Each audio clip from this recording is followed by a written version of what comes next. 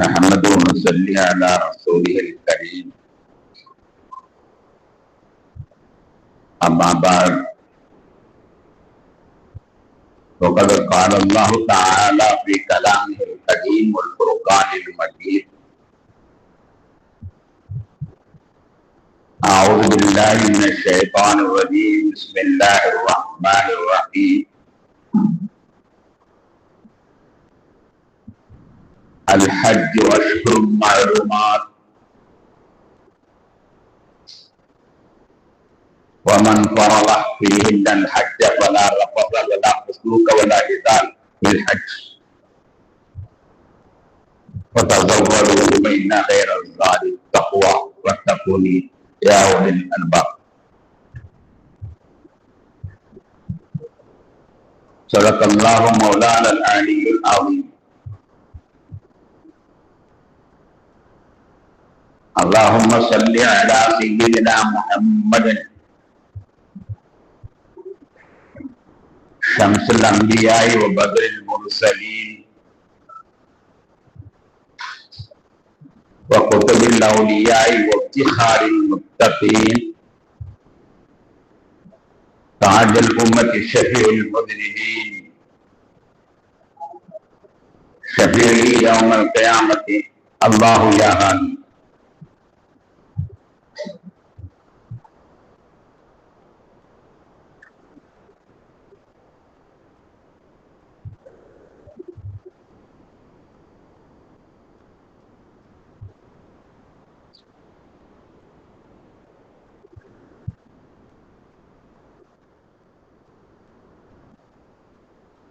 கண்ணியத்திற்கு மிகுந்த மரியாதைக்கு முடித்தான பெரியோர்களே, சகோதரர்களே,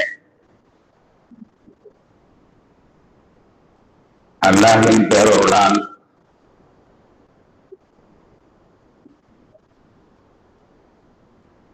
ஈதுல் அத்ஹா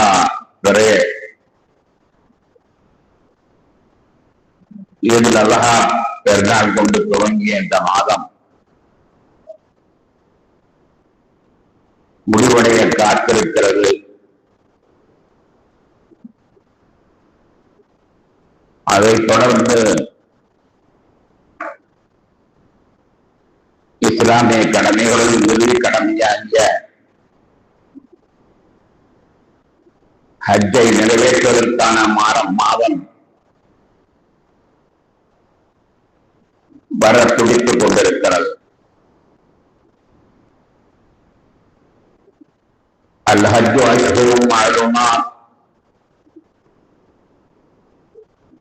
ஹஜ் என்பது அறியப்பட்ட காலங்களாகும் என்று அல்லாஹ் அறிமுகப்படுத்துகிறார்.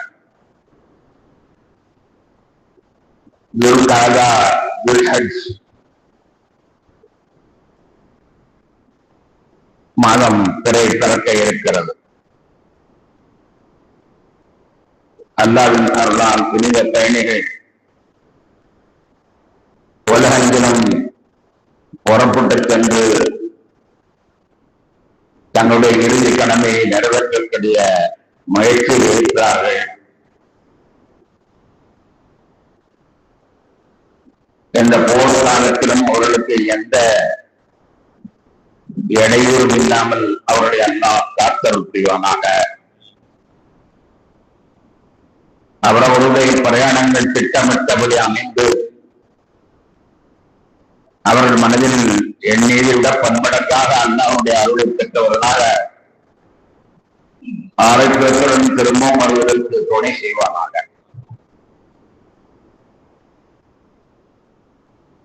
அல்லாஹ்வின் பேரருளால் இந்த வீரத்தோழன் கிராமத்தில் இருந்தும் ஆண்டுதோறும் காபாவை வலம் வரக்கூடிய கூட்டங்கள் அதிகரித்துக் கொண்டே இருக்கின்றன.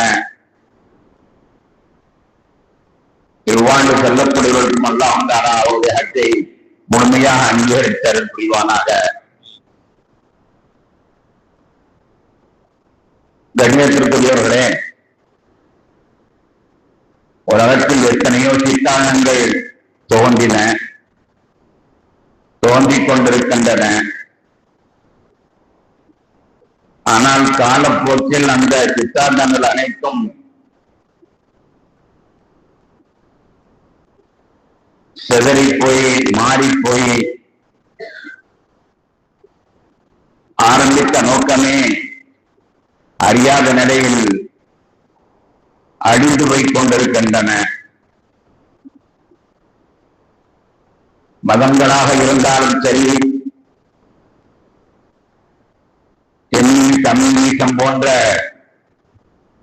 அரசியல் சித்தாந்தங்களாக இருந்தாலும் சரி, எல்லா சித்தாந்தங்களும் அவைகள் காலப்போக்கிலே மாறிவிட்டன, இல்லாமல் அழிந்து போய்விட்டன. சகோதர சமயத்தை சார்ந்த ஒரு பெரியவர் பாடுவார், நட்டகல்லை தெய்வம் என்று நாளும் சுற்றி வந்தேன்,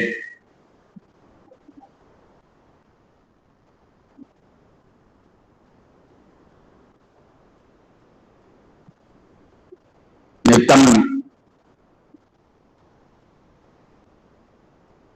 புஷ்பங்கள் சாற்றி குணமணந்து சொல்லும் மந்திரம் மேதவிடா, நட்டகல்லும் பேசுமோ நாவல் இருக்கையிலே சுட்ட சட்டி சட்டுவம் கரிச்சுவை அறியுமோ என்பதாக ஒருவர் பாடுவார். சகோதர சமயமாகிய இந்து மதத்தினுடைய உண்மையான அந்த கோட்பாடு சிதைந்து போய்விட்டது. நட்டகல்லை புஷ்பம் சாத்தி குணமானும் மந்திரம் சொல்லுகிறாயே, கறி சட்டி கரியின் சுவையை அறிய முடியுமா என்பதாக கேட்டு அந்த மதங்கள் தன்னுடைய சித்தாந்தங்களை செறிந்து போயிருக்கின்றன என்பதாக அவர் சொல்லி காட்டுவார். அதே போன்ற எல்லா மதங்களும் செதறி போய் மாறி போய் இருக்கிற காலத்திலே இஸ்லாம் மட்டும் நாளொரு மேலும் பொழுதொரு வண்ணமாக வளர்ந்து கொண்டே இருக்கிறது.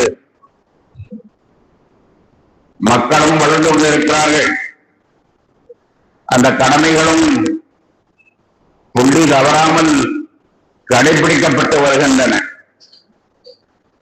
கண்மணி நாயகன் ஸல்லல்லாஹு அலைஹி வஸல்லம் நம்முடைய காலத்திலே 1,24,000 நபர்களை விட்டுச் சென்ற இந்த இஸ்லாம் இப்பொழுது பல கோடிகளை தாண்டி வளர்ந்து கொண்டிருக்கிறது. எண்ணிக்கையில் குறைவில்லை. அதனுடைய வழிபாடுகளை நீங்கள் எண்ணி பார்ப்பீர்களே, ஆனால் சுமார் ஒரு 50 வருடங்களுக்கு முன்னால் பள்ளி வாயில்களில் வந்து பார்த்தால் இவ்வளவு கூட்டம் இருக்காது. இப்பொழுது பார்த்தால் எத்தனையோ பள்ளிகள் புதிதாக கட்டப்பட்டுக் கொண்டிருக்கின்றன. பெருநகரங்கள் எல்லாம் தொழிலை நேரத்தில் இடம் கிடைக்காமல் அவரின் கரையிலையும் வீதியின் ஓரங்களிலேயும் தொழுது கொண்டிருக்கிறார்கள். தொழுகையில் மாறவில்லை. தொழுகையில் மாறவில்லை என்பது மட்டுமல்ல, நபிகள் நாயகம் ஸல்லல்லாஹு அலைஹி வஸல்லம் அவர்களுடைய காலத்தில் எப்படி தொழுகையில் ஈடுபாடு கொண்டிருந்தாரோ அதே போன்று ஈடுபாடு கொண்ட கூட்டமும் கொஞ்சம் குறையவில்லை. துஆவை வளமையாக தொழுபவர்கள், ஹஜ்ஜை வளமையாக தொழுபவர்கள், நபிலான தொழுகையை வளமையாக தொழுபவர்கள், இப்படி அந்த தொழுகை நாளுக்கு நாள் அதிகமாகிக் கொண்டு கொஞ்சம் கூட அதனுடைய வண்ணங்கள் குறையாமல் சென்று கொண்டிருப்பதை நாம் பார்க்க முடிகிறது. 4 ரக்காத் என்று ஆரம்பித்தது யாராவது 3 ரக்காத் மாற்றி தொழுது இருக்கிறார்களா?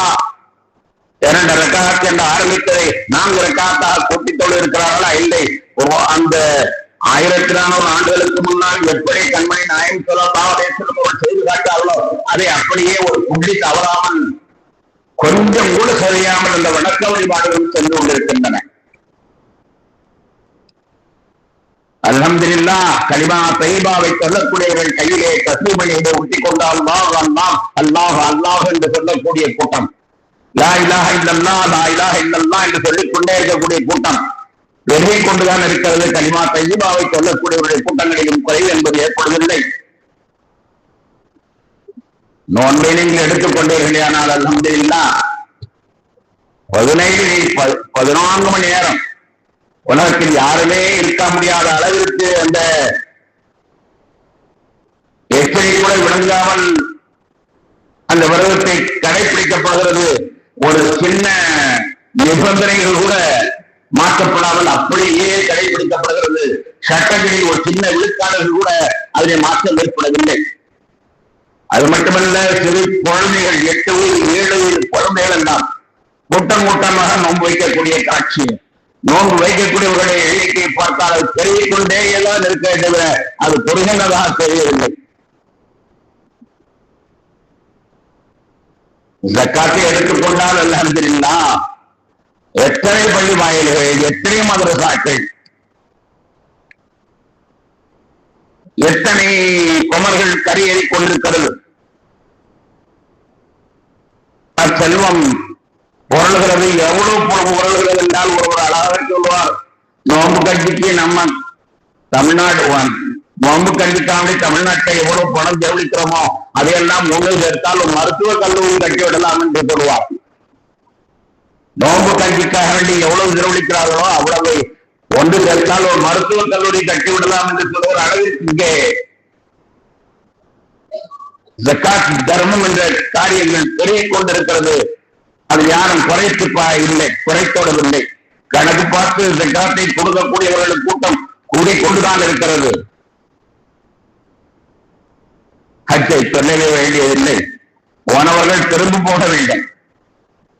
ஒரு வயசான அம்மா சொன்னது நான் என்று காவிரை எத்தனையோ தடவை காதில் வாங்கியிருக்கிறேன். அதற்கு எனக்கு கொஞ்சம் நகை இருக்கு, என்னுடைய நகை விற்றாலும் நான் இன்னொரு ஹஜ்ஜுக்கு போனதற்கு நீங்க போகும்போது சொல்லுங்க, நானும் வருகிறேன் என்று.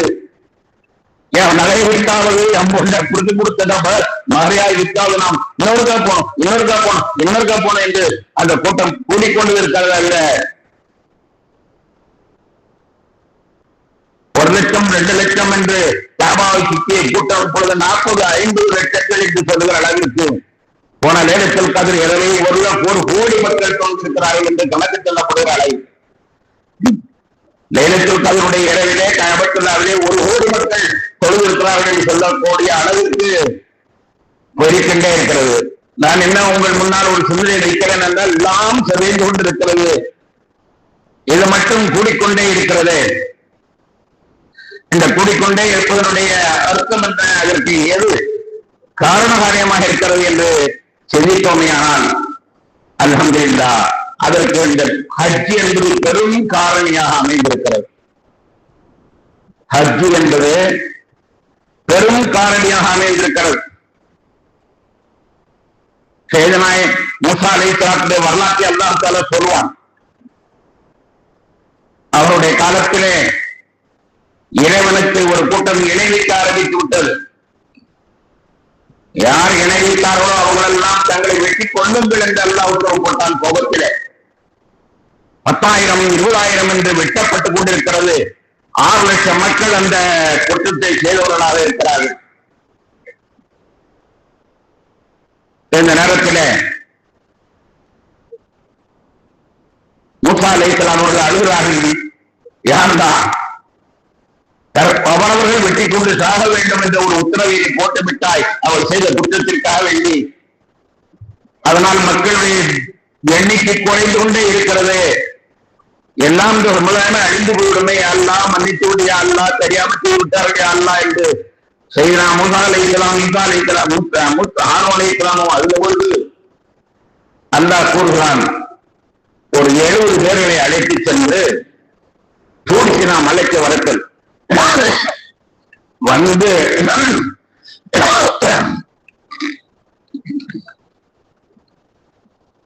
அவர்கள் 70 பேர்கள் மன்னிப்பு கேட்கட்டும், நான் எல்லாத்தையும் மன்னித்து விடுகிறேன்.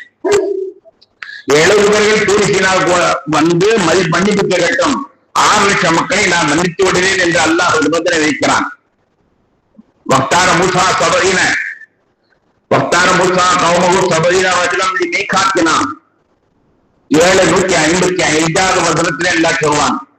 வக்தார மூசா கௌமகு சபரீன வஜலம் மீகாத்தினான் 70 பேர்களை மூசா அலைஹிஸ்ஸலாம் தேர்ந்தெடுத்து அந்த 70 பேர்கள் மன்னிப்பு கேட்டால் 6 லட்சங்களுக்கும் மன்னிப்பு கொடுக்கணும் என்பதாக அல்லாஹ் வாக்களிக்கிறான். மூசா அலைஹிஸ்ஸலாம் அழைத்து சென்றார்கள், மன்னிப்பு கேட்டார்கள் என்பது திருக்குர்ஆனிலே வரலாறு. 70 பேர்கள் சென்று அல்லாஹ்வுடைய தர்பாரிலே மன்னிப்பு கேட்கிற பொழுது அனைத்து மக்களுக்கும் அல்லாஹ் மன்னிப்பளிப்பதாக வாக்களிக்கிறான் என்றால், ஏதோ இந்த ஹஜ்ஜுக்காண்டி புறப்பட்டு செல்லக்கூடிய புனித பயணிகள் அரபாத்திலே உட்கார்ந்து என்ன செய்கிறார்கள் தெரியுமா? ஹஜ்ஜுடைய கடமையாகிய அரபாத்திலே உட்கார்ந்து என்ன செய்கிறார்கள் தெரியுமாயா? யா அல்லாஹ் இஸ்லாமிய சமுதாயத்தை மன்னித்து விடு, யா அல்லாஹ் இஸ்லாமிய சமுதாயத்தை மன்னித்து விடு, யா அல்லாஹ் மக்களை மன்னித்து விடு என்று ஒவ்வொருவருமே அழுகக்கூடிய காட்சி. நிச்சயமாக யாரும் சமுதாயத்துக்காண்டி துவா செய்தவர் கிடையாது என்று சொல்லிக்கூடிய அளவிற்கு அனைவரும் சமுதாயத்துக்காண்டி துவா செய்கிறார்கள். அதனால்தான் நபிகள் நாயகம் ஸல்லல்லாஹு அலைஹி வஸல்லம் அவர்கள் சொல்வார்கள், அல் ஹுஜ்ஜாஜு வல் உம்மர் வஃபுல்லா, அல் ஹுஜ்ஜாஜு வல் உம்மர் வஃபுல்லா, ஹாஜிகளும் உம்ரா செய்கிறவர்களும் அல்லாஹ்வுடைய தூதுக்குழுக்கள் என்று சொல்வார்கள். அல்லாஹ்வுடைய தூதுக்குழுக்கள், அல்லாஹ்விடத்திலே சென்று உரையாடுவதற்காக வேண்டிய தூதுக்குழுக்கள். மூசா அலைஹிஸ்ஸலாம் பின் 70 பேர்கள் தேர்ந்தெடுத்து செல்லப்பட்டார்கள் என்றால், இங்கே 70 லட்சம் மக்கள் சேர்ந்து இஸ்லாமிய சமுதாயத்தை அல்லாஹ் மன்னித்து விடு என்று கேட்கிற பொழுது அல்லாஹ் நிச்சயமாக இந்த சமுதாயத்தை மன்னித்து விடுகிறான். சமுதாயத்தினுடைய தவறுகள் இவைகளெல்லாம் அல்லாஹ் மன்னித்து விடுவான் என்பதில் சந்தேகமே கிடையாது. எந்த அளவிற்கு அவர்கள் மன்னிப்பு கேட்பதனால் என்ன நடக்கிறது என்பதையும் நபிகள் நாயகம் ஸல்லல்லாஹு அலைஹி வஸல்லம் சொல்வார்கள். அல்லாஹும்ம அஃபிரில் ஹாஜ் வலிமன் தஃபர் லஹுல் ஹாஜ், அல்லாஹும்ம அஃபிரில் ஹாஜ் வலிமன் தஃபர் லஹுல் ஹாஜ். யா அல்லாஹ் ஹாஜிக்கு மன்னித்து விடு, ஹாஜி யாருக்கெல்லாம் கேட்கிறாரோ அவருக்கெல்லாம் மன்னித்து விடு. ஒரு ஹாஜி என்பவர் புனிதம் பெற்று விடுகிறார். எப்படி புனிதம் பெற்று விடுகிறார் என்றால், அவரை மன்னிக்கிறது மட்டுமல்லாமல் அவர் கை நீட்டுவரையெல்லாம் அவர் மன்னிக்கிறார். அடுத்தவர்களுக்கு சிபாரிசு செய்கிற அளவிற்கு அவருக்கு பவர் கொடுக்கப்படுகிறது. அல்லாஹும்ம அஃபிரில் ஹாஜ் வலிமன் தஃபர் ஹாஜ், மன்னித்து விடு என்று நபிகள் நாயகம் ஸல்லல்லாஹு அலைஹி வஸல்லம் சொன்னதின் பிரகாரம் 70 லட்சம் மக்கள் அந்த அரபாத் மைதானத்திலே மன்னிப்பு கேட்கிற பொழுது இந்த சமுதாயத்தினுடைய பாவங்கள் மன்னிக்கப்பட்டு இவர்கள் புனிதம் பெறுகிறார். ஆண்டுகள் தோறும் இந்த புனிதத்திற்காக மன்னிப்பு கேட்கக்கூடிய ஒரு பெரிய காரியம் ஹஜ்ஜின் மூலமாக நடைபெற்றுக் கொண்டிருக்கிறது. அதனால் இந்த சமுதாயம் என்னதான் தப்பு செய்தாலும் கூட, எவ்வளவுதான் உலகத்தின் நாகரிகத்தின் முகத்திலே மற்ற மக்களோடு சேர்ந்து இவர்கள் தவறு செய்தாலும் கூட இவருடைய பாவங்கள் எல்லாம் அவர்களை அறியாமல் மன்னிக்கப்படுகிறது. அவர்கள் எவ்வளவு ஆட்சிக்கு சென்று வந்தவர்கள் எந்த அளவுக்கு புனிதம் பெறுகிறார்கள் என்று சொன்னால், நபிகள் நாயகம் ஸல்லல்லாஹு அலைஹி வஸல்லம் சொல்வார்கள், அவர் ஊருக்கு வந்தால் அவர் வீட்டுக்கு போறதுக்கு முன்னால் யார் யாரெல்லாம் அவரை தொட்டு முசாஃபா செய்கிறாரோ அவரெல்லாம் புனிதம் பெற்று விடுகிறார். அவர் புனிதம் பெற்றவர், புனித பயணி என்று நாம் சொல்வோம்.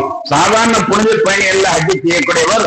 அவர் ஹஜ்ஜி செஞ்சதினால் புனிதம் பெறுகிறார் என்பது மட்டுமல்ல, யார் யாரெல்லாம் அவர் கையை தொட்டு வீட்டுக்கு நுழைவதற்கு முன்னால் ஆலிங்கனம் செய்கிறாரோ முசாஃபா செய்கிறார், அத்தனை பேருக்கும் புனிதம் பெற்று விடுகிறார். அவர் ஊரிலே ஒருவர் ஹஜ்ஜுக்கு சென்று வந்தார். அந்த ஊர் மக்கள் எல்லாம் அவரை தொட்டு முசாஃபா செய்தார்கள். தங்களுடைய பாவங்கள் எல்லாம் மன்னிக்கப்படுகிறது என்று எந்த விதமான ஐயப்பாடும் கிடையாது. இரண்டாயிரம் சொல்லுகிறார்கள், இதா லக்கீத்தல் ஹாஜ்ஜ ஃபஸல்லிம் அலைஹி வஸாபிஹு வஅம்ருஹு மின் யஸ்தக்ஃபிர லக கப்ல அன் யதுஹுல பைத்தஹு ஃபஇன்னஹு மக்ஃபூர் லஹு என்று இரண்டாயிரம் சொல்லுகிறார்கள். சொன்ன ஹதீஸ் இப்னு உமர் ரலியல்லாஹு அன்ஹு அறிவிக்கின்ற அஹ்மத் ஷரீஃபிலே பதிவு செய்யப்பட்டிருக்கிறது. ஒரு ஹாஜியை சந்தித்தால் அவருக்கு நீ சலாம் சொல்லு, அவரிடம் சமூகத்தை அவரை உனக்காண்டி பாவமன்னிப்பு கேட்கும்படியாக சொல். அவர் வீட்டுக்கு நுழைவதற்கு முன்னாடி இவ்வாறு செய்தால் உன்னுடைய பாவம் மன்னிக்கப்படுவது என்று சொல்கிறார்கள்.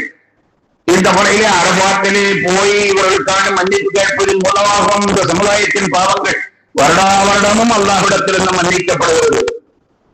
அதன் பிறகு அவர்கள் வீட்டிற்கு வருகிற பொழுது அவரை சந்திக்கக்கூடியவர்கள் புனிதம் பெறுகிறார்கள். சந்திக்கக்கூடிய அனைவருடைய பாவங்களும் மன்னிக்கப்பட்டு இது ஒரு பெரிய முயற்சி ஒன்று நடைபெற்றுக் கொண்டிருக்கிறது. அதனால்தான் நான் சொல்லுவேன், ஹஜ்ஜின் மூலமாக இந்த சமுதாயம் மிகப்பெரிய தவறுகள் இருந்தாலும் மன்னிக்கப்படுகிறது. இந்த சமுதாயம் தவறுகளில் குறைந்திருக்கிறது என்று யாரும் சொல்ல முடியாது. ஏனென்றால் நபிகள் நாயகம் ஸல்லல்லாஹு அலைஹி வஸல்லம் அவர்களே சொல்வார்கள், இந்த சமுதாயம் செய்யக்கூடிய தவறுகள் கொஞ்ச நஞ்சம் அல்ல, ஆனால் அவைகள்லாம் மன்னிக்கப்படுகிறது என்பதைத்தான் நாம் ஹஜ்ஜின் மூலமாக சொல்கிறோம்.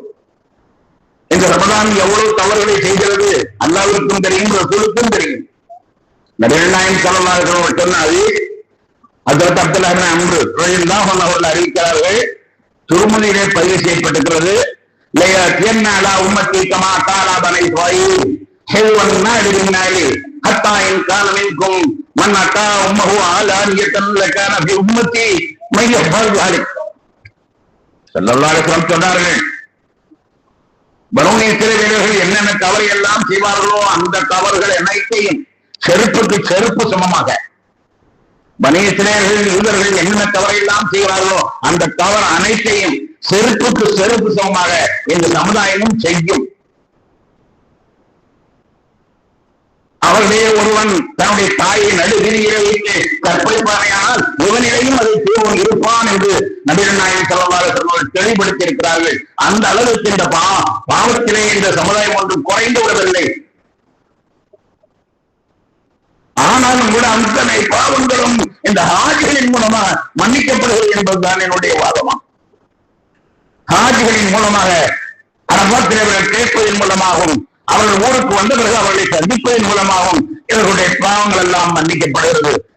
வருடா வருடம் அவர்களை புனிதமாக்குவதற்காக பெருமுயற்சி ஏற்படுகிறது.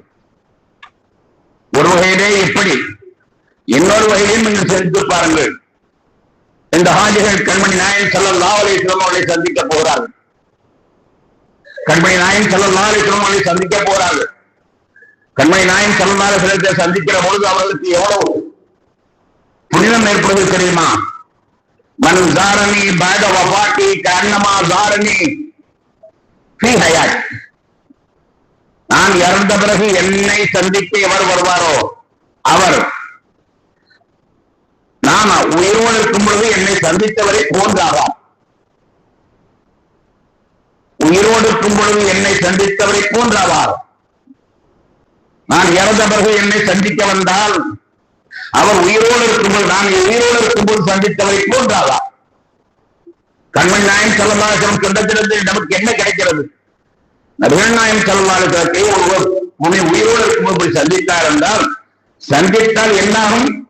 ரலியல்லாஹு அன்ஹு வரதுவான். ஒரு நிமிஷம் என்று கண்மணி நாயகம் ஸல்லல்லாஹு அலைஹி வஸல்லம் ஈமானுடன் சந்தித்தால் அவருக்கு பேர் என்ன தெரியுமா? ரலியல்லாஹு அன்ஹு. அவர்கள் செய்தி கொண்டால் நல்லா புரிந்து கொண்டார். அத்தகைய புனிதம் அவர் பெற்று விடுகிறார். சஹாபாக்கள் என்றால் யார்? கண்மணி நாயகம் ஸல்லல்லாஹு அலைஹி வஸல்லம் ஒரு நொடி பார்த்தவர்கள், ஹயாத்தோடு பார்த்தவர்கள். ஹயாத்தோடு பார்த்தவர்களுக்கு இந்த புனிதம் கிடைக்குமானால் எவ்வளவு புனிதம் கிடைக்கிறது? வரலாற்றில் அவன் பல சம்பவங்களை எடுத்து சொல்லலாம். ஒரு சமயத்துல நபிகள் நாயகம் ஸல்லல்லாஹு அலைஹி வஸல்லம் அவர்கள் ஊர் காவலர்களை மதீனாவுக்கு ஏற்படுத்தி இருந்தார்கள், இரவு காவலர்களை. அந்த இரவு காவலர்கள் ஒரு நாள் ஒருவரை பிடித்துக் கொண்டு கண்மணி நாயகம் ஸல்லல்லாஹு அலைஹி வஸல்லம் கொண்டு வருகிறார்கள். பாங்கு சொல்லும் பொழுது நபிகள் நாயகம் ஸல்லல்லாஹு அலைஹி வஸல்லம் பாங்கு சொல்லும் போது வெளியே வருகிறார்கள்.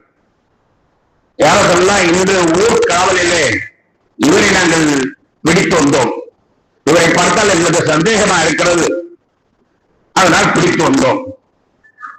கண்மணி நாயகம் ஸல்லல்லாஹு அலைஹி வஸல்லம் பார்த்தார். பார்த்த உடனே சொன்னார்கள், இவரை தூணிலே கட்டுங்கள் என்றார். அடுத்த ஒருத்தர் தூணிலே கட்டிவிடுங்கள் என்றார். தூணிலே அவரை கட்டப்பட்டது. கட்டியதற்கு பிறகு தொழுகை நடத்தினார்கள்.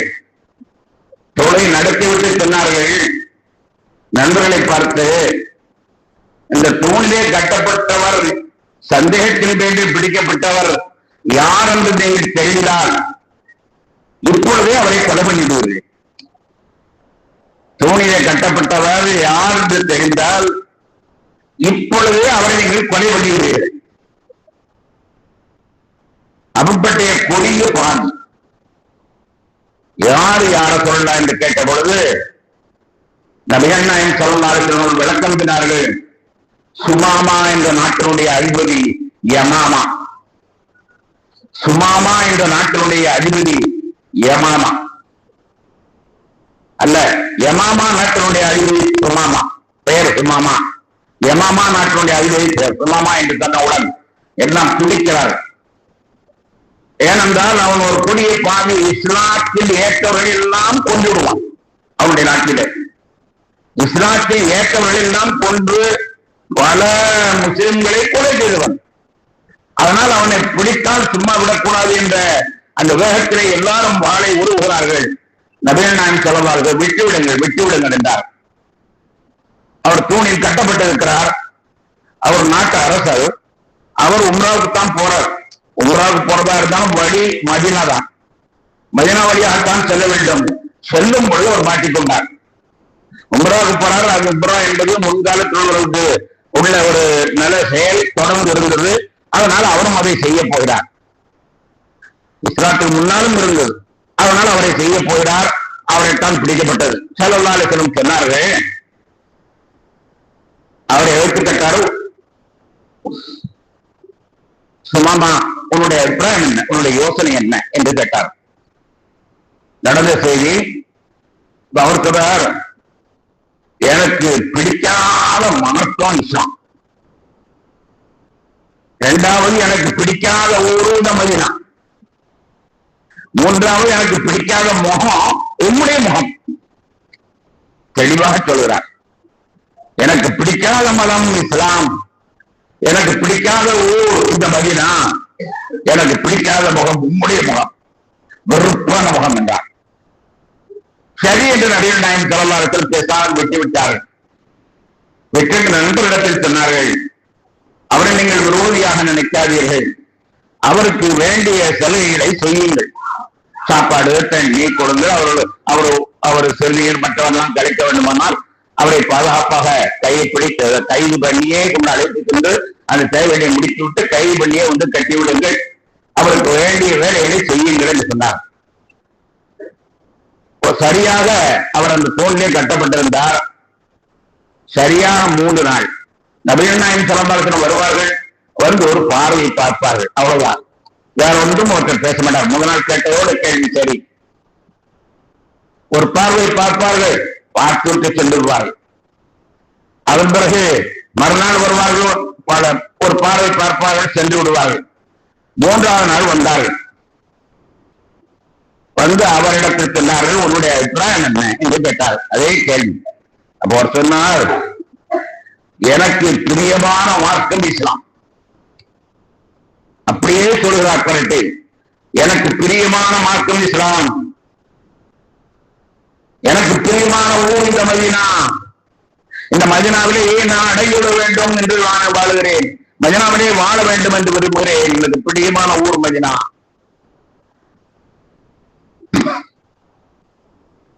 எனக்கு பிரியமான முகம் தான். நபிகள் நாயகம் சொன்னார், அஸ்லி சுமாமா, சுமாமாவை அவிழ்த்து விடுங்கள் என்றார். அஸ்லி சுமாமா, அவிழ்த்து விடுங்கள் என்றார். உடனே போய் ஒன்று செய்துவிட்டு வந்தார். வந்து அஸ்ஸலாமு அலைக்கும் யா ரசூலுல்லாஹ் என்று சொல்லி அஷ்ஹது அன் லா இலாஹ இல்லல்லாஹ் வ அஷ்ஹது அன்ன முஹம்மதன் ரசூலுல்லாஹ் என்ற திருக்கலிமாவை சொல்லிவிட்டார். இந்த வரலாறு என்ன சொல்கிறது? அங்கே என்ன நடந்தது? உபதேசம் பண்ணினார்களா? அவருக்கு எதையும் எடுத்துக் சொன்னார்களா? எதுவுமே இல்லை. நடந்ததெல்லாம் நபிகள் நாயகம் ஸல்லல்லாஹு அலைஹி வஸல்லம் பார்வை. அந்த பார்வை அப்படியே அவரை மாற்றிவிட்டது. தலைகீழாக மாற்றிவிட்டது. தலைகீழாக மாற்றி சுமாமா மிகப்பெரிய சஹாபியாக அளவிற்கு அவருடைய தலைவி மாற்றிவிட்டது பெருமானாருடைய பார்வை. அதுதான் நபிகள் நாயகம் ஸல்லல்லாஹு அலைஹி வஸல்லம் சொன்னார்கள், மன் ஜாரனி பஅத வஃபாத்தி, நான் பிறந்து விட்டேன் என்று நீங்கள் எண்ணாதீர்கள். நான் இறந்த பிறகு நீங்கள் அங்கே வந்து நின்று அந்த மண்ணிலே பாக்கியம் பெற்று அல்லாஹ் அந்த பாக்கியத்தை எல்லோருக்கும் தர வேண்டும். கண்கோடி வீடுமே அந்த கஅபாவை பார்க்க அல்லாஹ் நம் கால் வைக்க ரசீபாக்குவானாக. கண்மணி நாயகம் ஸல்லல்லாஹு அலைஹி வஸல்லம் பார்த்து ஒரே ஒரு தடவையாவது அஸ்ஸலாமு அலைக்கும் என்று சொல்லாமல் நம்முடைய உயிரை அல்லாஹ் கைப்பற்றக் கூடாது என்று அல்லாஹ்விடத்தில் பிரார்த்தனை செய்வோமாக. ஒரு பார்வை அவரை அப்படியே மாற்றிவிட்டது என்றால் அந்த பார்வையைத்தான் பெருமானார் சொல்கிறார்கள், நான் இறந்த பிறகு வந்தாலும் அந்த பாக்கியம் உண்டு.